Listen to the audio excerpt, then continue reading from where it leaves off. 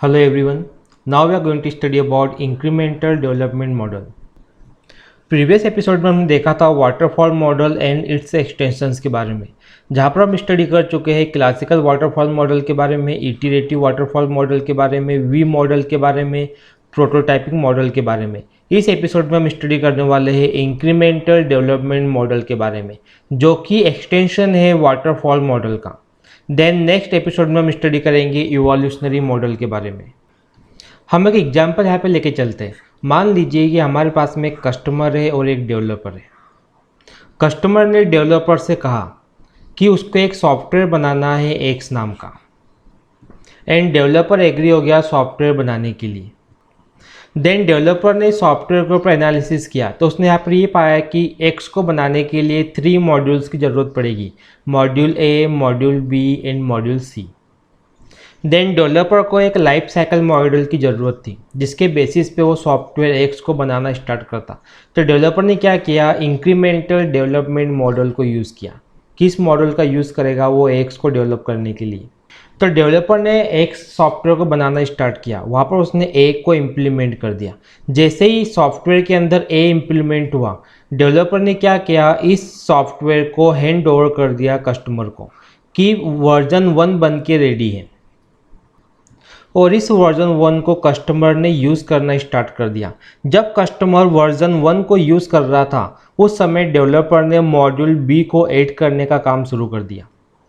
अब डेवलपर ने एक नया वर्जन बनाया जिसके अंदर मॉड्यूल ए भी था और मॉड्यूल बी भी था, जो कि अपडेटेड वर्जन था वर्जन 1 का। अब इस वर्जन 2 को डेवलपर ने हैंड ओवर कर दिया कस्टमर को।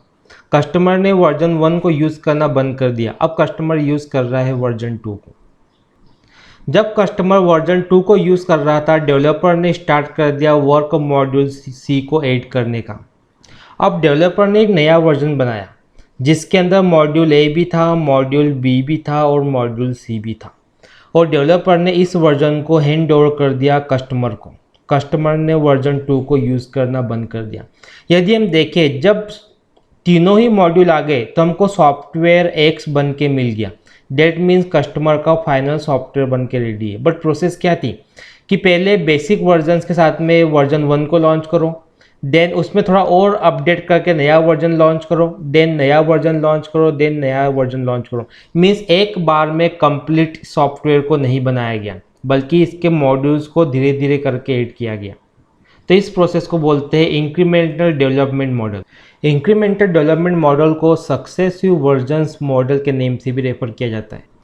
ऐसा क्यों करते हैं? बिकॉज अभी हमने देखा कि जब भी किसी सॉफ्टवेयर को बनाते हैं तो उसका वर्जन 1 लॉन्च किया गया, then version 2, then version 3, means 1 by 1 उस सॉफ्टवेयर के अंदर अपडेट करके उस सॉफ्टवेयर को लॉन्च किया गया।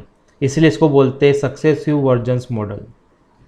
In this life cycle model, first, a simple working system implementing only a few basic features is built and delivered to the customer। जैसा भी हमने देखा था कि एक्स नाम का सॉफ्टवेयर बनाना था जिसमें 3 मॉड्यूल्स थे, ए, बी एंड सी। तो फर्स्ट डेवलपर ने क्या किया, ओनली ए को बना के डिलीवर कर दिया। देन ए के साथ में बी को ऐड करके डिलीवर किया, देन ए के साथ में बी और सी को ऐड करके डिलीवर किया, और फाइनली हमको एक्स नाम का सॉफ्टवेयर मिल गया। तो सबसे पहले क्या करते हैं कि बेसिक फीचर्स को ही ऐड किया जाता है। In the incremental life cycle model, the requirements of the software are first broken down into several modules और features, then that can be incrementally constructed and delivered. जैसा कि अभी हमने देखा था, ओके, जो भी रिक्वायरमेंट थी एक्स नेम के सॉफ्टवेयर की, पहले हमने इसको ब्रोक डाउन किया किसके अंदर, 3 मॉड्यूल्स के अंदर, A, B and C. Then हमने इन मॉड्यूल्स को 1 बाय 1 इम्प्लीमेंट करके कस्टमर को डिलीवर किया। So therefore it becomes easier to accommodate change request from the customers. हमारे सामने ये डायग्राम इंक्रीमेंटल डेवलपमेंट मॉडल का, इसमें हमको दिखाई दे रहा है कि नंबर ऑफ कौन कौन से फेसेस इंक्रीमेंटल डेवलपमेंट मॉडल के अंदर है। अगर हम एपिसोड के स्टार्टिंग में जाए तो वहाँ पर हमने देखा था कि इंक्रीमेंटल डेवलपमेंट मॉडल ये है एक्सटेंशन वाटरफॉल मॉडल का, या सिंपली हम बोले कि इंक्रीमेंटल डेवलपमेंट मॉडल बेस्ड है वाटरफॉल मॉडल पे। जिस तरह से वाटरफॉल मॉडल के अंदर नंबर ऑफ फेसेस थे, design, coding, etc same faces इस मॉडल के अंदर भी है। अगर हम यहाँ पे देखें तो रिक्वायरमेंट स्पेसिफिकेशन वाटरफॉल मॉडल में भी था, जो हमको यहाँ पर दिखाई दे रहा है। डिज़ाइन फेस वाटरफॉल मॉडल में भी था और इंक्रीमेंटल मॉडल के अंदर भी है। कोडिंग फेस वाटरफॉल मॉडल के अंदर भी था, इंक्रीमेंटल मॉडल के अंदर भी है। यदि हम यहाँ पे डिफरेंट देखें जो चेंजेस वाटरफॉल मॉडल के अंदर हुए हैं तो वो हुआ है वर्जन। वाटरफॉल मॉडल क्या करता है, कंप्लीटली सॉफ्टवेयर को बन जाने के बाद डिलीवर करता है। बट यदि हम इंक्रीमेंटल मॉडल के अंदर देखें तो इंक्रीमेंटल मॉडल के अंदर वर्जन 1 बन जाने के बाद डिलीवर किया गया। जैसे भी हमने एग्जांपल लिया था कि एक्स नाम के सॉफ्टवेयर को बनाने के लिए ए, बी और सी 3 मॉड्यूल लग रहे, तो वर्जन 1 के अंदर क्या किया गया, मॉड्यूल ए को ऐड कर दिया। देन वर्जन 2 को लॉन्च किया गया। वर्जन 2 के अंदर भी सेम फेज थे, डिज़ाइन, कोड, टेस्ट, डिप्लॉय, और वर्जन 2 के अंदर ए के साथ में मॉड्यूल बी को भी ऐड किया गया। देन थर्ड वर्जन को लॉन्च किया गया। थर्ड वर्जन के टाइम पे भी सेम फेज थे, डिज़ाइन, कोडिंग, टेस्टिंग, डिप्लॉय, और वर्जन 3 में हमने ऐड किया ए और बी के साथ में मॉड्यूल 3 को, और हमको फाइनल सॉफ्टवेयर बन के मिल गया। अब मान लीजिए कि हमको सॉफ्टवेयर एक्स बनाने के लिए 3 वर्जन्स की ज़रूरत पड़ रही है, version 1, version 2, version 3। So version 1 के अंदर डिज़ाइन फेस होगा, कोड फेस होगा, टेस्ट फेस होगा, डिप्लॉय फेस होगा। सेम फेस वर्जन 2 के अंदर भी आएगा, design, code, test and deploy. And version 3 के अंदर भी design, code, test and deploy. That means जितने वर्जन हो गए उतनी बार हमको इन फेसेस को फॉलो करना पड़ेगा। इसका सबसे बड़ा प्रॉफिट ये है कि कस्टमर को हर वर्जन के साथ में एक नया प्रोडक्ट बन के मिलता है, और जो लास्ट वर्जन रहता है उसमें उसको फाइनल सॉफ्टवेयर मिल जाता है। मीन सॉफ्टवेयर के डेवलपमेंट के साथ कस्टमर को वेट करने की ज़रूरत नहीं है। कस्टमर सॉफ्टवेयर को यूज़ करना शुरू कर देता है, फिर धीरे धीरे उस सॉफ्टवेयर के अंदर फंक्शनैलिटी वर्जन के साथ में बढ़ती जाती है। अब क्वेश्चन ये उठता है कि आखिर इंक्रीमेंटल डेवलपमेंट मॉडल को यूज़ कब करना चाहिए। So question is when to use this model. So point number 1, when payment is scheduled.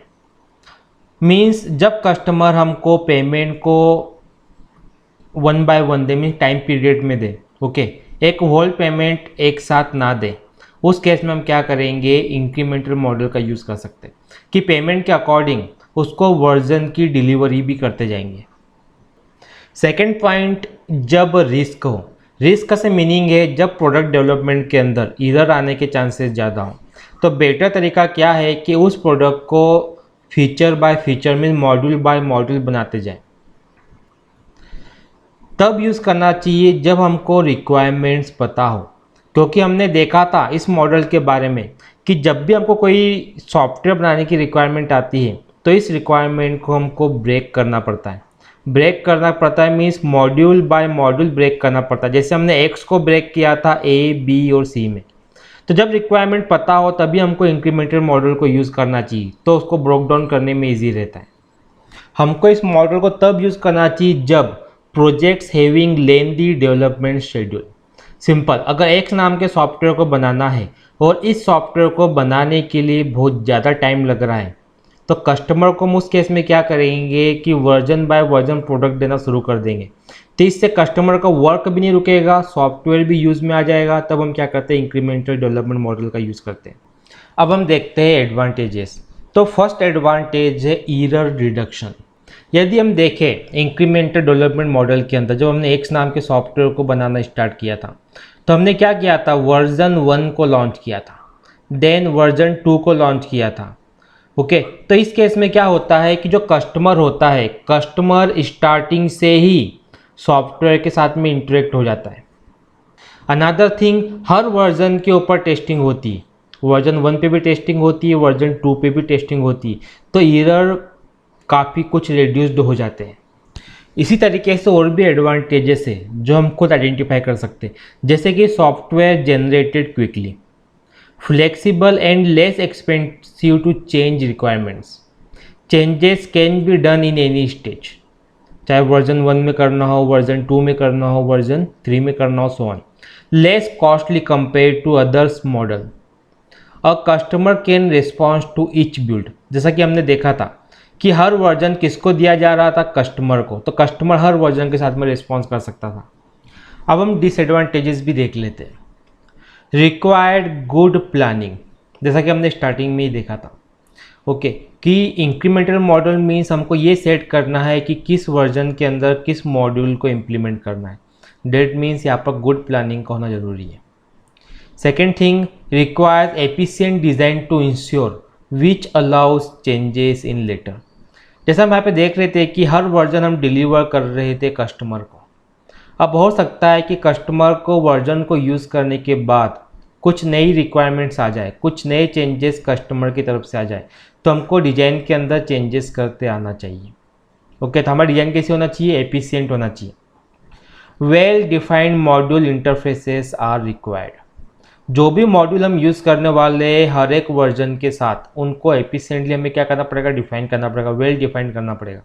वैसे भी हमने देखा ही है कि जो इंक्रीमेंटल डेवलपमेंट मॉडल है ये एक्सटेंशन है वाटरफॉल मॉडल का। डेट मीन्स वाटरफॉल मॉडल की बहुत सारी जो डिसएडवांटेजेस है वो इंक्रीमेंटल डेवलपमेंट मॉडल ने भी इनहेरिट की है। जैसे यदि हम देखें इंक्रीमेंटल के अंदर design phase, coding phase, testing phase, ये जो फेसेस है ये वाटरफॉल मॉडल से ही इनहेरिट किए गए हैं। दैट मीन्स जो डिसएडवांटेजेस हमको उस वाटरफॉल मॉडल के अंदर हो गए तो most of the disadvantages incremental model के अंदर भी आए होंगे। तो ये था इंक्रीमेंटल डेवलपमेंट मॉडल। अब नेक्स्ट एपिसोड में हम देखेंगे इवोल्यूशनरी मॉडल जो कि एक्सटेंशन है वाटरफॉल मॉडल का। आई होप आपको आज का लेक्चर क्लियर हुआ होगा एंड आपकी तरफ से कोई भी डाउट, कोई भी क्वेश्चन हो वो आप कमेंट बॉक्स में लिख भेजिए। नेक्स्ट एपिसोड में आपके डाउट को, क्वेश्चन को सॉल्व करने की पूरी कोशिश करेंगे। Thank you for watching.